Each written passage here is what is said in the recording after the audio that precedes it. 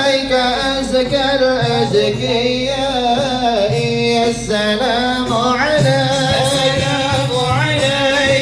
أزكى الأزكياء السلام عليك السلام عليك أصفى الأصفياء السلام عليك السلام عليك أصفى الأصفياء السلام عليك السلام عليك دائم بلا انقضاء السلام عليك دائم بلا انقضاء السلام عليك السلام عليك أحمد يا حبيبي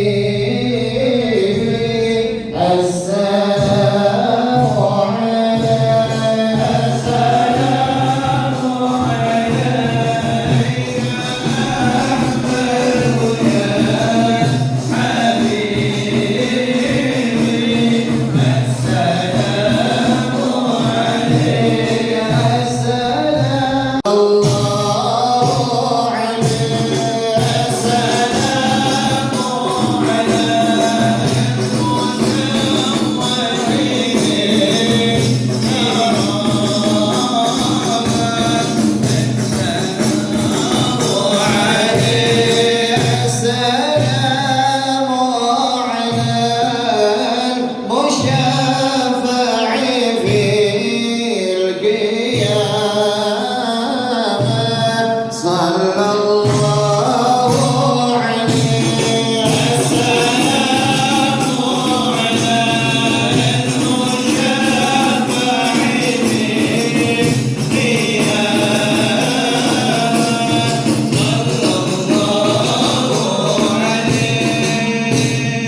اللهم صل وسلم وبارك عليه وعلى آله.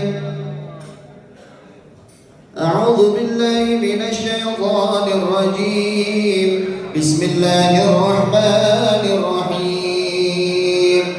إنا فتحنا يبتغون فضلا من الله ورضوانا سيماهم في وجوههم من أثر السجود ذلك مثلهم في التوراة ومثلهم في الإنجيل كزرع أخرج شطأه فآزره فاستغلظ واستوى على سوقه يعجب الزراع ليغيظ بهم الكفار وعد الله الذين آمنوا وعملوا الصالحات منهم مغفرة وأجرا عظيما.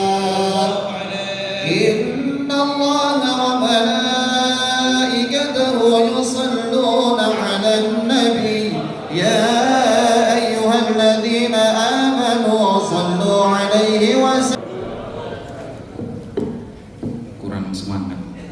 Assalamualaikum warahmatullahi wabarakatuh.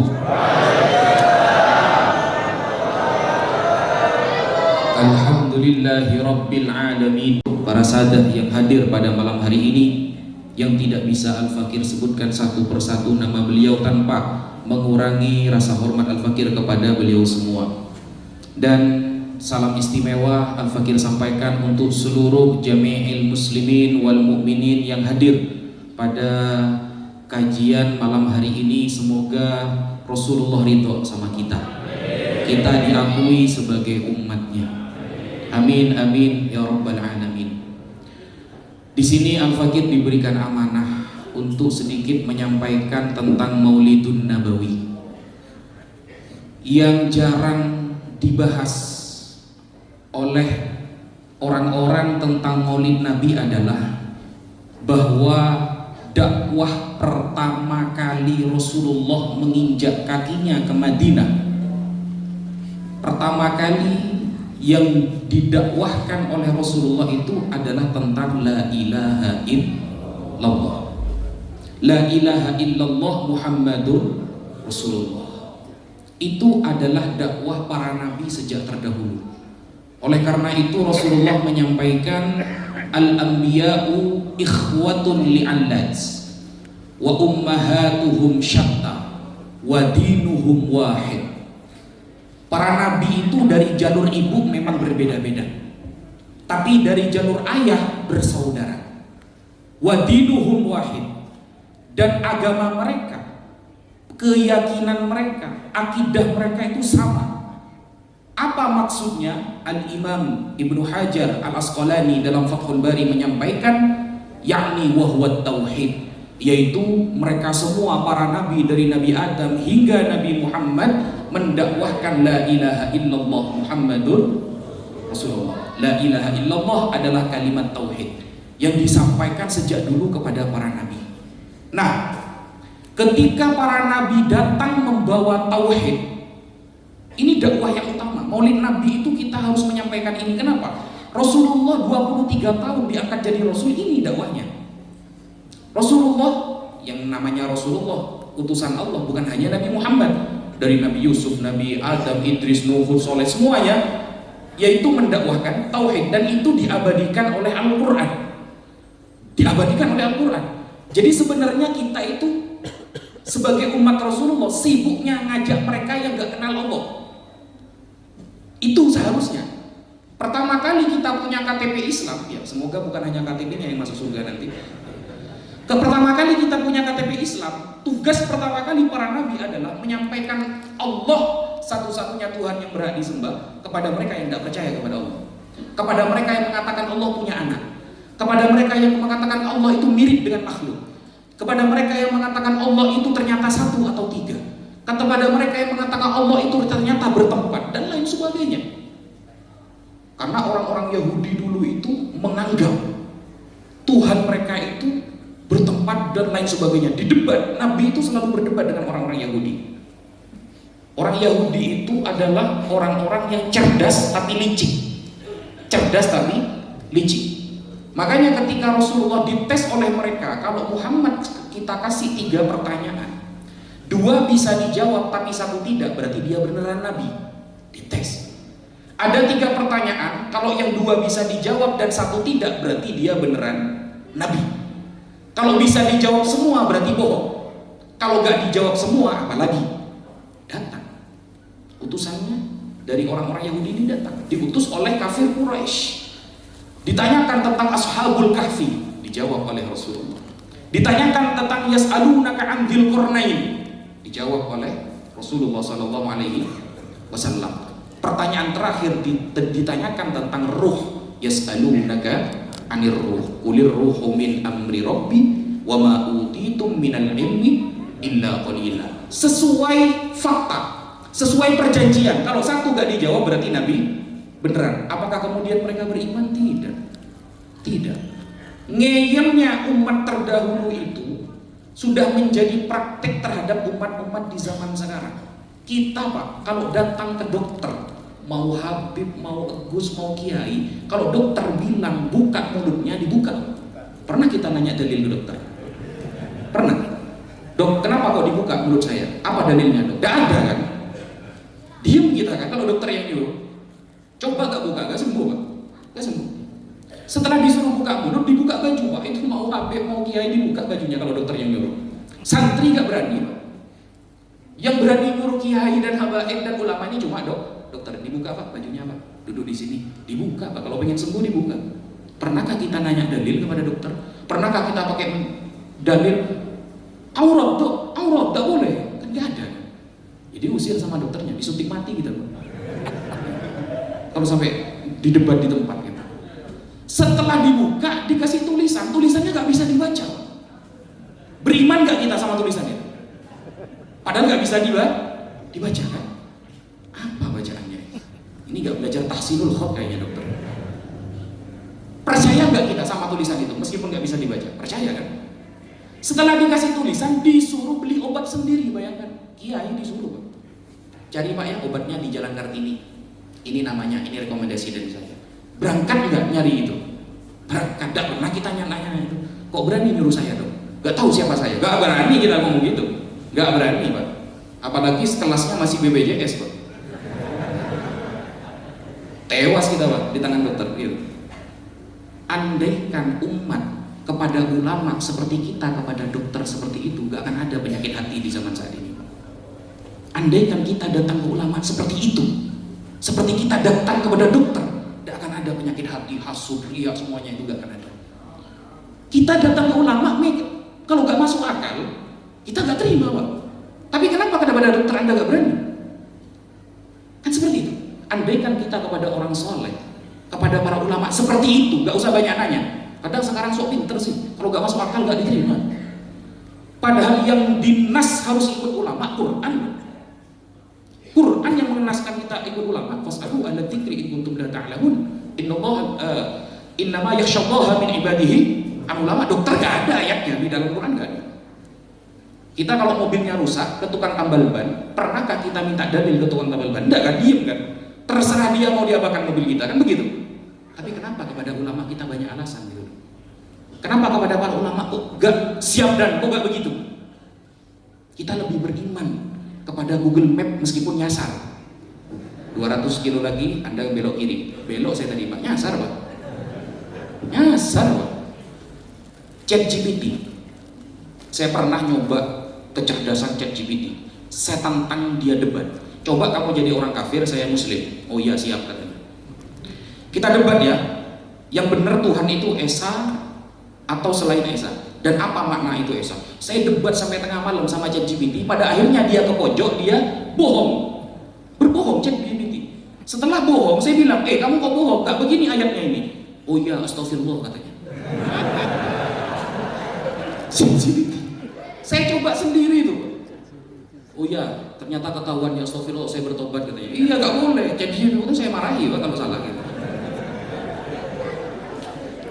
Bayangkan di zaman saat ini orang malas ngaji mengandalkan ChatGPT sebagai jawaban terhadap ulama-ulama fikih. Dikira itu adalah standar kebenaran. Rasulullah tidak pernah ngajari seperti itu. Al-Quran sampai di tangan kita. Al-Quran sampai di tangan kita. Tidak pernah Rasulullah itu menyampaikan kecuali dengan talaki. Semuanya talaki Rasulullah ke sahabat, sahabat kepada tabi'in, terus sampai sekarang. Makanya ketika Allah mengatakan inna nahnu nazzalna dzikra wa inna lahu lahafizun, aku yang menurunkan dan aku yang menjaga Al-Quran itu, ketika mulai ada orang-orang yang mencoba merubah Al-Quran, Allah langsung ketuk hati para sahabat untuk bersatu. Nah, seharusnya kita seperti itu. Ketika ada orang yang mencoba menghina Islam, Allah ketuk hati orang-orang yang ingin membelanya. Ketika Allah sudah melihat ada orang-orang yang merubah-rubah hukum dalam Islam, Allah satukan para sahabat. Makanya di zaman Sayyidina Utsman radhiyallahu an ada laporan dari salah satu sahabat yang disebut dengan Sirru Rasulillah sallallahu alaihi wasallam. Beliau menyampaikan kepada Sayyidina Utsman, di luar sana sudah mulai banyak orang baca Quran gak sesuai bilisani Quraisy. Itu Allah mengetuk hati sahabat agar bersatu. Sehingga Sayyidina Utsman membakar semua bacaan-bacaan tilawah yang tidak sesuai dengan yang diajarkan oleh Rasulullah sallallahu alaihi wasallam. Kita di zaman sekarang lebih sibuk memerangi saudara sendiri daripada memerangi orang yang memerangi Islam. Kenapa? Karena kita tidak akan dibiarkan oleh mereka yang benci Islam untuk kita bersatu. Tidak bisa, Pak. Tidak bisa. Ayatnya walam tardo angkal yahud walan nasara hatta tattabi'a millatahum. Lafalnya pakai lam, Pak. Lam itu apa artinya? Beda sama lam. Lam yalid walam yulad. Kalau lam artinya mentiadakan perkara yang dulu. Allah sejak dulu gak beranak, gak diperanakkan. Lam lafaznya sejak dulu. Kalau lam yang akan datang sampai kiamat gak akan terjadi. Begitu. Itu lam di dalam Al-Quran. Jadi Quran itu hurufnya saja sudah mengandung ijaz. Kita nulis lafal imro'atun, bahasa Arab imro'atun, artinya apa imro'atun? Wanita kan? Salah nulis tak saja bisa salah. Imro'atun di dalam Al-Quran ada dua. Kalau taknya bunder, berarti masih perawan, belum nikah. Kalau taknya seperti kapal itu, berarti dia sudah menikah. Beda. Lafaznya sama-sama imro'atun. Itu ijaz Quran. Kalau dikatakan imro'atu Fir'aun, karena Sayyidah Aisyah tidak pernah tidur, tidak pernah apa, taknya pakai bunder. Ketika Bilqis yang suka sama Nabi Sulaiman diabadikan dalam surah An-Naml, Ayat ke-23, inni wajadtum ra'atan tamlikuhum wa utiyat min kulli syai'. Inni wajadtum ra'atan, kata burung hudhud, aku tadi bertemu perempuan. Imro'atan pakai bunder karena waktu itu Ratu Bilqis belum nikah. Kalau taknya imro'atu, imron, pasti taknya yang pakai lebar itu karena sudah nikah, sama-sama imro'ah. Itu di bahasa Arab susah nyari dalilnya itu. Nah, Quran seperti itu. Al-Quran itu sedikit saja kita salah paham, makanya Al-Quran itu di luarnya ada ayat la yamassuhu illal mutahharun, nggak boleh nyentuh kecuali punya wudu suci. Maksudnya bagaimana? Berarti kalau jarang pegang Quran, orangnya jarang punya wudu, begitu. Nah, sudah, kita beli Quran sampai jutaan dipajang di rumah kan, jarang dipegang kan, itu sudah nasihat sebenarnya. La yamassuhu illal mutahharun. Kita kalau nonton dracin, Pak, drama Cina, CEO yang menyamar jadi tukang bangunan, 1 jam nggak terasa, Pak, nggak terasa 1 jam itu. Padahal CEO yang benar-benar CEO itu Rasulullah SAW. Bukankah Rasulullah pernah ditawarkan gunung Uhud menjadi emas, beliau menolak? Bukankah Rasulullah ingin mendapatkan apapun yang akan beliau inginkan dikabulkan saat itu oleh Jibril, beliau menolak kan? Beliaulah CEO sebenarnya, nyata Pak. Kita punya CEO yang sejak dulu kita agungkan, tapi ternyata lebih suka yang fiksi, yaitu drama Cina. Kan begitu. Sayyidah Fatimah Az-Zahra Al-Batul, beliau bayangkan cucu seorang nabi yang doanya kalau doa itu langsung dikabulkan sekarang, tapi ternyata terhambat ekonominya, Pak. Apakah beliau tidak bisa berdoa minta harta kepada Allah? Bisa. Tapi kenapa tidak? Karena beliau sebagai pemimpin itu gitu, Pak.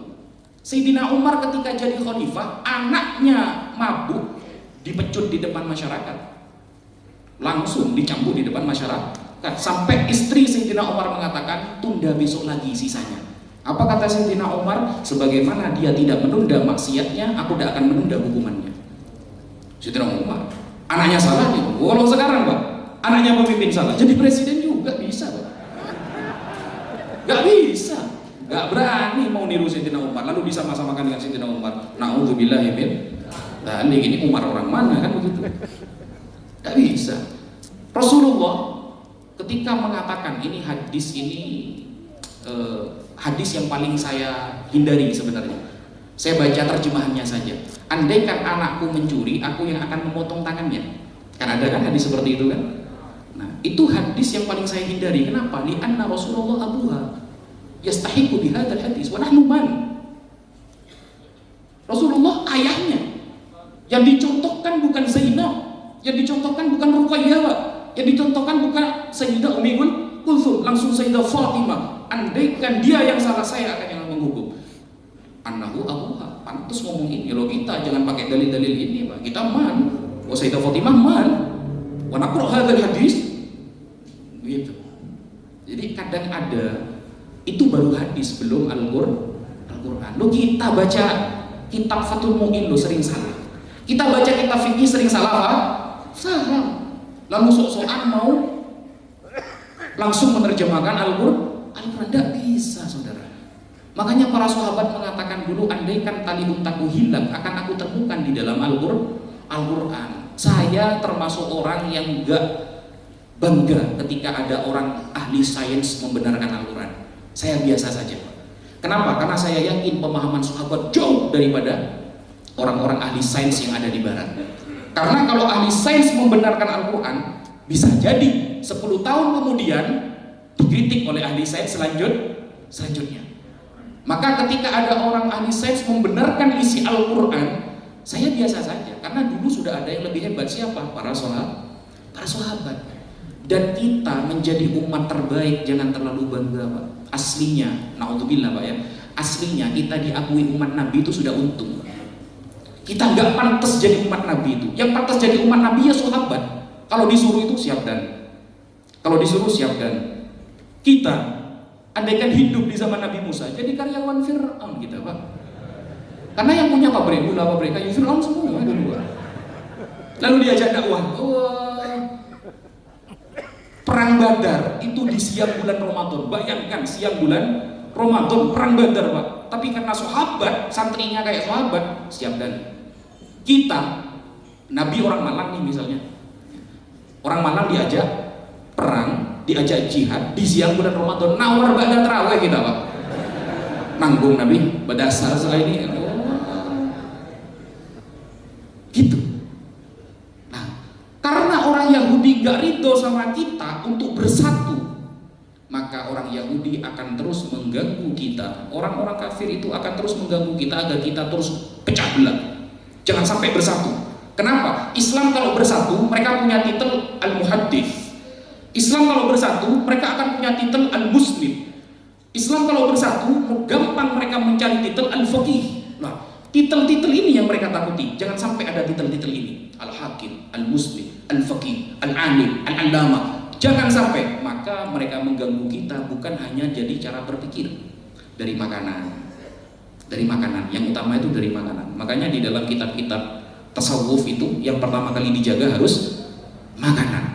Makanan itu yang paling menentukan kita bisa taat atau tidak nanti. Itu makanan. Kita dengarkan nasihat masuk telinga kanan, keluar telinga kiri, itu tergantung yang pertama kali adalah makanan. Makanan. Makanya mereka menurunkan produk-produk yang produk itu biayanya untuk menghantam saudara kita di Palestina, dan itu kita beli dan kita minum. Pantes susah diajak tobat, pantes susah diajak semangat. Kenapa? Gak jaga makanan. Girohnya mulai hilang. Ketika Islam dihina biasa saja, nah, nanti juga ada yang bela kok, biasa saja. Ketika Rasulullah dihina biasa saja. Kenapa? Yang dimakan sudah gak dijaga. Produk mereka yang kita makan, yang hasilnya pun untuk menghantam saudara kita di Palestina. Itu makanan adalah tema utama yang diwanti-wanti. Makanya pengharaman makanan itu banyak ayatnya di dalam Al-Quran, terutama di dalam surah yang panjang, suratul Maidah. Babi misalnya, saya pengen tahu ada orang Islam makan babi dia sholat? Gak ada. Orang Islam kalau sudah makan babi tarikus sholat, dia akan meninggalkan sholat. Banyak yang nanya, kenapa sih kok diharamkan babi? Kan enak. Gini, saya tidak akan beralasan ahli sains, enggak, tetapi itu akan menjadi penguat bagi kita. Babi itu adalah hewan ternak yang paling buruk, bukan kata saya, kata para peneliti yang katanya punya ilmu sains. Babi itu hewan ternak yang paling buruk, kotorannya pun dimakan. Babi itu jenisnya omnivora, pemakan segala. Dan sifat babi adalah gak punya giroh, gak punya kesemangatan dalam hal-hal baik. Kelihatan di depannya berzina biasa saja. Jadi banyak sifat-sifat itu sehingga Al-Imam Ibnu Hajar Al-Haytami dalam kitabnya Az-Zawajir an Ittirafil Kabair menyampaikan, orang yang makan babi girohnya akan hilang. Girohnya akan hilang. Kenapa? Karena ini adalah makanan yang paling parah di antara hewan ternak yang lain. Islam kalau makan babi, tarikus sholat, meninggalkan sholat. Makanya Allah berkali-kali mengatakan kulu minat thayyibat, makan yang baik-baik. Karena kalau makanan sudah gak dijaga, diajak taat itu susah, diajak taat susah. Hanya beda organisasi tengkar.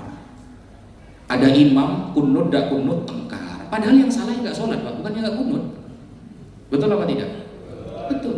Makanya Al-Fakir memilih dakwah melawan mereka, orang-orang yang menghina Islam, karena niat Rasulullah dakwah itu tauhid.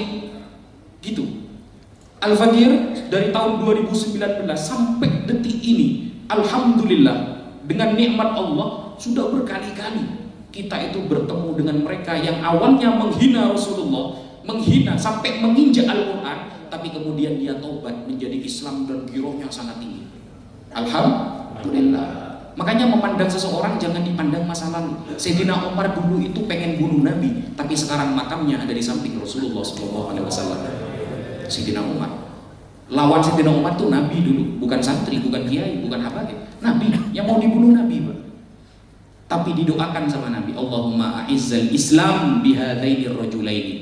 Antara dua laki-laki ya Allah muliakanlah Islam, antara Abu Jahal atau Sayyidina Umar. Didoakan oleh Rasulullah, akhirnya husnul khotimah. Makanya kita kalau baca sholawat nariyah ada bacaan wa husnul khawatim. Kenapa? Karena banyak kasus sebab Rasulullah orang jadi husnul khotimah. Sebab banyak kasus dari Rasulullah, kisah-kisah di dalam fakta sejarah, sebab didoakan jadi husnul khotimah. Makanya di dalam sholawat nariyah ada ayat, ada kalimat wa husnul khawatim. Ibu Sayyidina Abu Hurairah radhiyallahu anhu. Sayyidina Abu Hurairah ngaji kepada Rasulullah, tapi ibunya kegiatannya mencaci maki Rasulullah. Mencaci maki. Padahal anaknya ngaji kepada Rasulullah. Termasuk ashabul sufah. Nah, akhirnya apa kata Sayyidina Abu Hurairah? Ya Rasulullah, doakan ibu saya agar dilembutkan hatinya, agar menerima kebenaran. Didoakan sama Rasulullah. Setelah didoakan, Sayyidina Abu Hurairah pulang. Di depan pintu ibunya langsung mengatakan asyhadu an la ilaha illallah wa anna muhammadar rasulullah. Husnul khatimah. Husnul khatimah.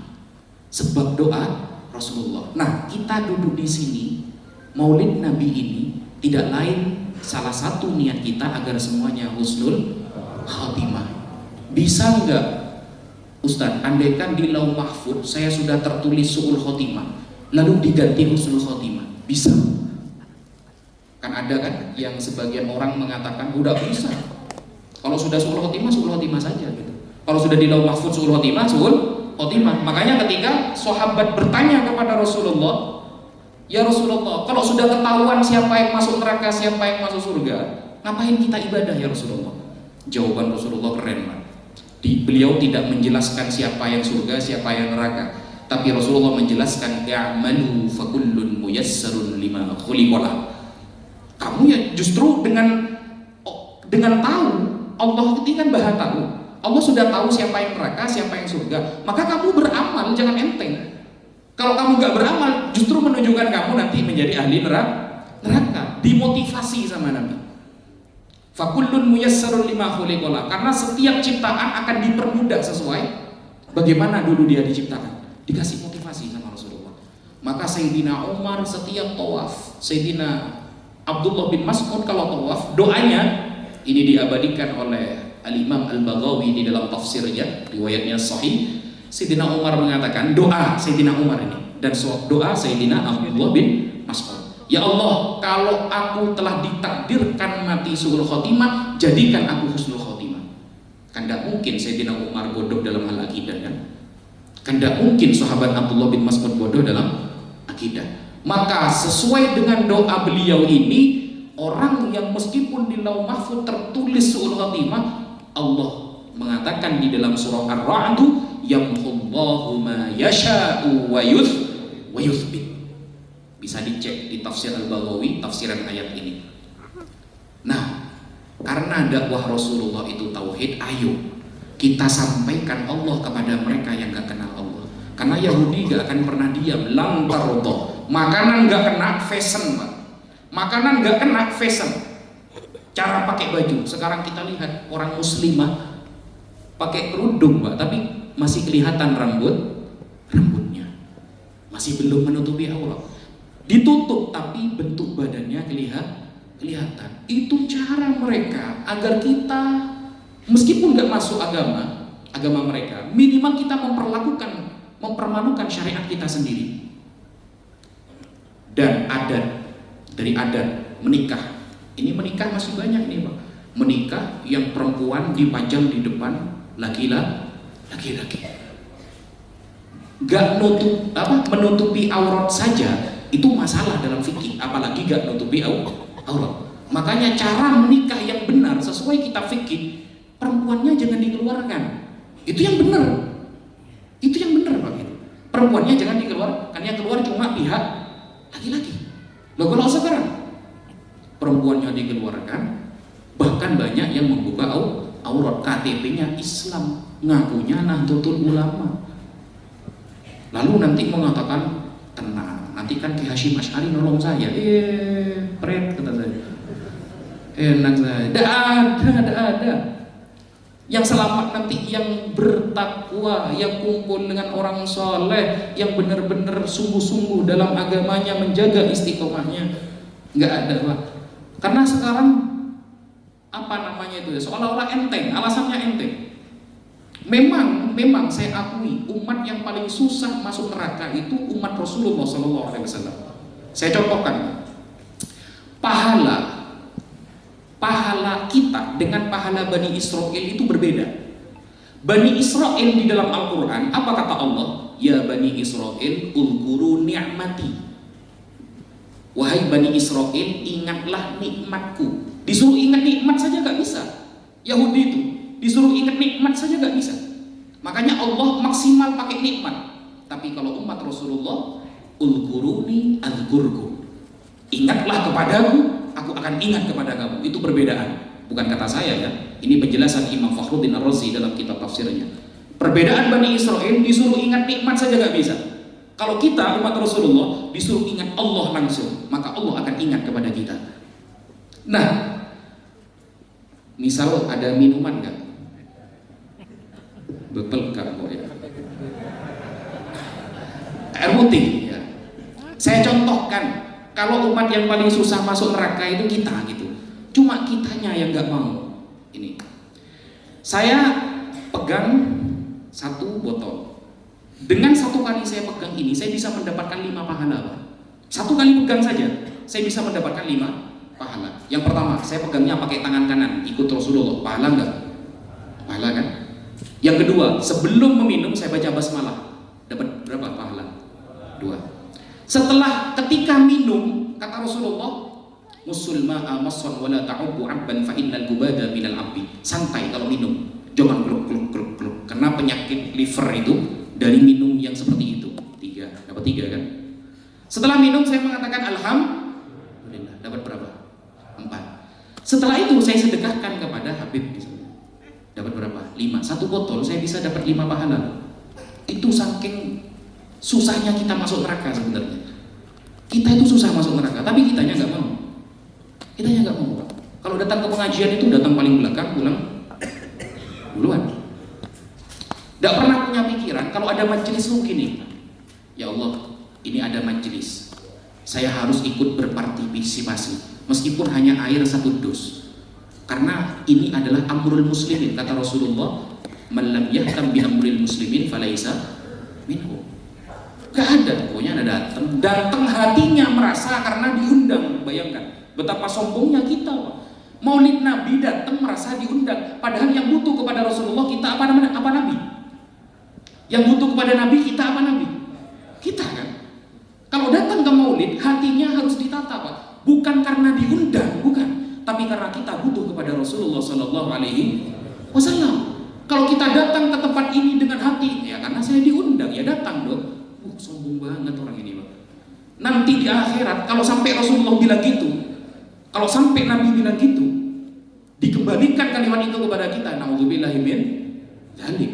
Loh, katanya Kak, saya yang butuh kamu. Ngapain kamu di sini? Digituin kita sama Rasulullah di akhirat. Oh, na'udzubillahi min dzalik. Maka datang ke tempat ini tujuan kita karena kita butuh kepada Rasulullah. Saudara kita adalah umat Islam. Makanya kalau ada orang-orang di luar sana menyebarkan fitnah dan sama-sama umat Islam, kita doakan semoga dapat hidayah. Ada orang-orang yang kemarin sempat menyerang kalangan habaib dan lain sebagainya, sudah, mereka kiblatnya sama dengan kita, Al-Qurannya sama, mereka dengan lisannya mencaci, juga dengan lisannya mereka membaca sholawat. Kita doakan semoga kembali husnul khotimah. Kenapa kok seperti itu? Sayyidina Imam Malik, pendiri madhab Maliki. Imam Malik itu di zaman beliau pernah dizolimi oleh pemerintah yang pemerintahnya seorang sadar. Kalau sekarang Habib, pemerintahnya zolim, seorang sadar, Imam Malik dipukul di depan santrinya, bayangkan. Kalau sekarang tawuran, Pak. Santrinya gak terima, wahai Imam Malik, kok gak ngelawan? Kan antum gak salah. Apa kata Imam Malik? Saya tidak ingin melihat cucu Nabi masuk neraka hanya gara-gara saya. Kata Imam Malik, aku tidak ingin hanya gara-gara orang hina seperti saya ada cucu Rasulullah yang masuk neraka. Jadi Sayyidina Abu Bakar mengatakan, la tahkir al-muslimin fa inna hakirul muslimin indallahi kabir. Jangan pernah menghina, merendahkan dan lain sebagainya kepada sesama orang yang ahlul kiblah, karena sedikit saja urusan mereka, sehakir apapun, sekecil apapun, itu menurut Allah hal yang besar. Mungkin itu yang bisa Al-Fakir sampaikan. Wassalamualaikum warahmatullahi wabarakatuh.